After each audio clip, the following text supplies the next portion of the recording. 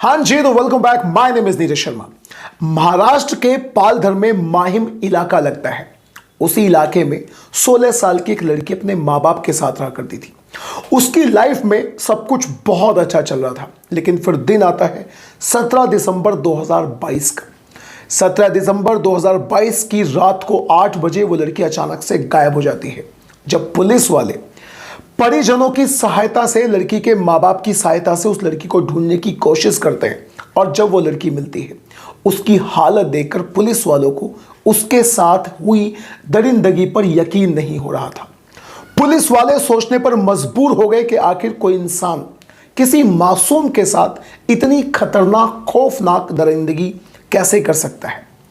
आप इस वीडियो को कहां से देख रहे हैं, आपका नाम और आपके शहर का नाम वीडियो के कमेंट बॉक्स में जरूर बताइएगा। अगली वीडियो में मैं आपका नाम जरूर लूंगा।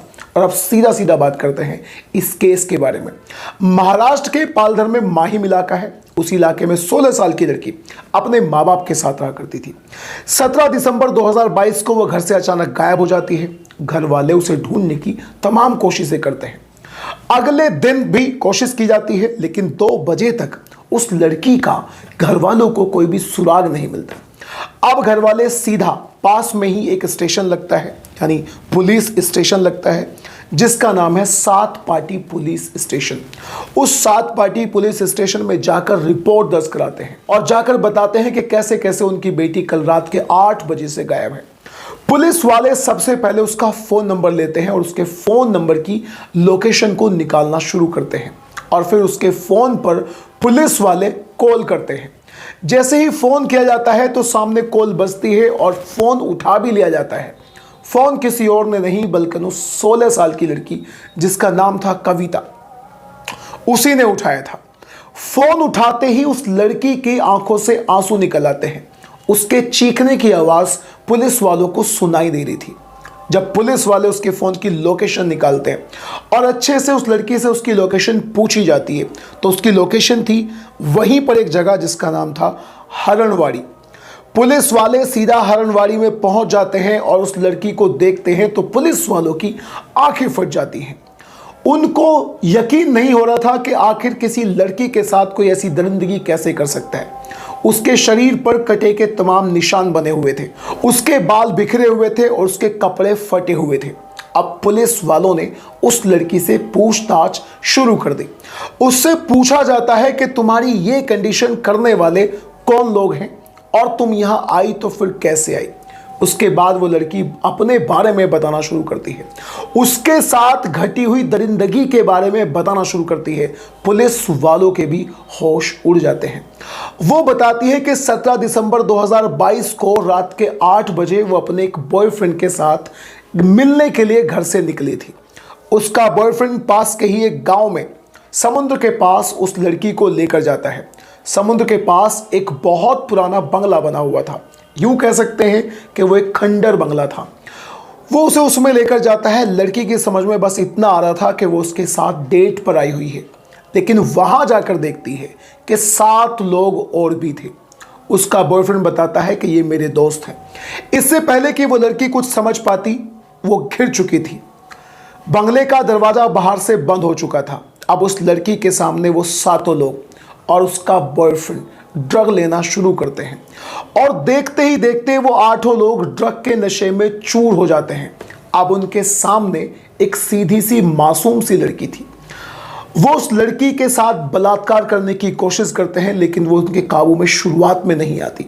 फिर वो उसे भी ड्रग देते हैं। जब वो लड़की नशे में होना शुरू हो जाती है तो एक एक करके वो 7 लोग, यानी अब 8 लोग थे, उसका बॉयफ्रेंड और 7 लोग और, उस लड़की का गैंग रेप करना शुरू करते हैं। एक एक करके उसके शरीर से कपड़े उतारे जाते हैं। उसके शरीर को गिद्धों की तरह नोचा जाता है। 8 लोग उसके शरीर को नोचकर डालते हैं और उसके साथ पूरी रात बलात्कार करते हैं। वो लोग उसके साथ अगले दिन भी बलात्कार करते हैं। उसके साथ हुई घटना को जब वो लड़की रिकॉल कर रही थी, यानी पुलिस वालों को बता रही थी, तो बार बार उसकी आंखों में आंसू आ रहे थे।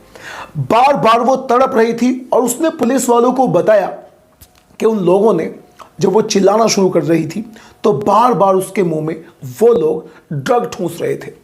यहां तक कि उस लड़की ने बताया कि उन 8 के 8 लोगों ने उस लड़की के मुंह में अपना प्राइवेट पार्ट यानी पेनिस भी डाला था। उस लड़की के साथ ये दरिंदगी हो रही थी, 24 घंटे से भी ज़्यादा उसके साथ ये दरिंदगी होती है।